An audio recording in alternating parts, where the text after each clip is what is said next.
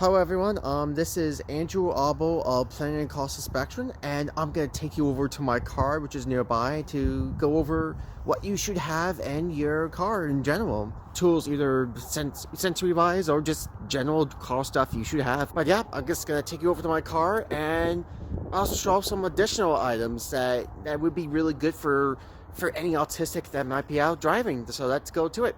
I also want to go out an important issue, which is dealing with the unknown elements. As much as we want driving to be particularly the same, it doesn't always happen. It could be traffic, or it could be an accident on the highway. It could be a variety of things, or it could be snow and ice, because those require a lot of additional changes, and it's one of those that you have to be flexible with. I'm going to go over some ways to help manage that, along with some sensory stuff, because as I know, it involves a lot of sensory processing, like stuff, and then there's also lights and sirens, like stuff like that can throw someone off, and it becomes more of an anxiety can take over, which is what we don't want. So I'm going to go over some specific tips of how to manage all of those, and my term is controllables. Having a set of controllables that you can have within your car that can help you manage any sort of driving situation. So I'm going to just show you a couple things. And yes, my car might be a bit messy. Bear with me. Obviously, temperature, this you can control. You can also control the amount of, you can control how much heat you have here. So this is something easy. And if your car has a CD, you can play whatever sort of music you want, as long as it's not a distraction. Like, in my old car, I had something like this, Final Fantasy VIII soundtrack. Video game music tends to give me the hyper focus that I need, and it just works for me. And if you have like a Bluetooth here, like this car, and if you know like a specific podcast that you like, you're golden. But of course, other autistic people may not like sound, and that is perfectly okay, though you could use something else.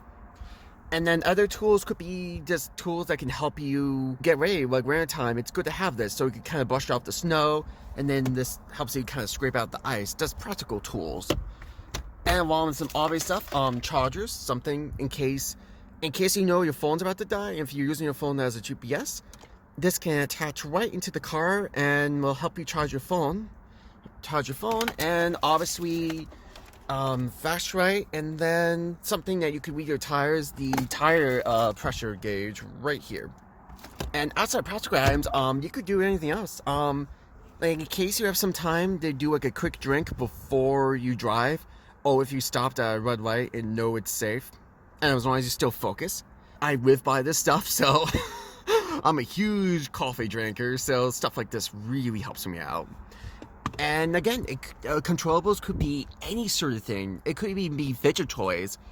Like if you want to kind of let off some energy or need some way to stim just before you turn on the keys right here and drive, you could do a fidget spinner. You could do any sort of tool that helps you out. Again, as long as it's not a distraction, and if you know yourself well and know how your driving ability is like, fair game, and whatever kind of helps you get comfortable in the car.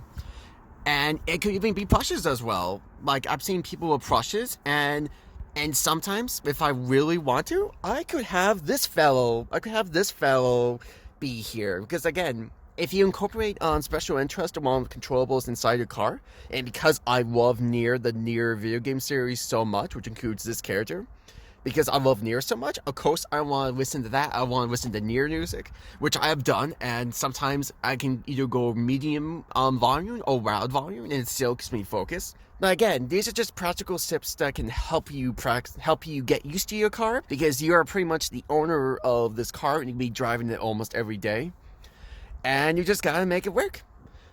Stay tuned. I'll be doing more additional driver advice for the autism conference coming up, and I'm excited to talk more about autism and driving.